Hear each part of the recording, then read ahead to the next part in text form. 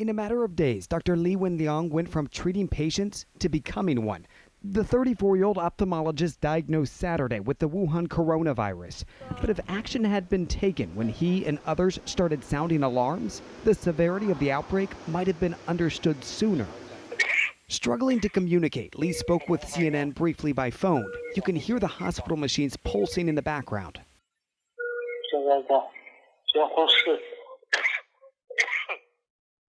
It was back in late December when Li first warned friends on WeChat about a SARS-like disease going around.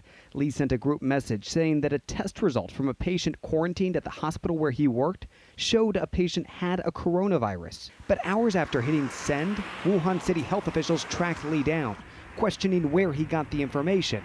Within days, they closed the suspected source of the virus, this seafood market, and they announced the outbreak.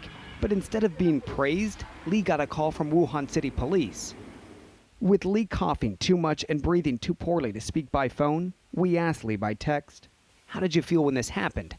"I felt a little afraid I would be detained, afraid my family would worry," Li responded. He agreed to sign this document, admitting to spreading rumors online and severely disrupting social order. It reads, "We want you to cooperate with the police and listen to our reminder and stop the illegal act. Can you do that?" Li answered, "Yes, I can." In the weeks that followed, the Wuhan Municipal Health Commission maintained that there was no obvious evidence for human-to-human transmission, no infection of healthcare workers, and that the outbreak was, in their words, preventable and controllable. And with that, the people of Wuhan continued about their normal lives. Then came a sudden jump in infections. China's central government took over, scrambling to contain a spreading virus with a rising death toll.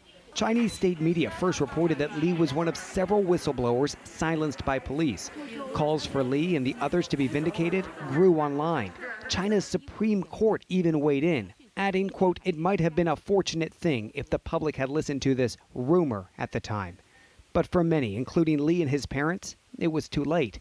They all contracted the coronavirus. Li is now fighting for his life, alone in quarantine, but online, considered a hero.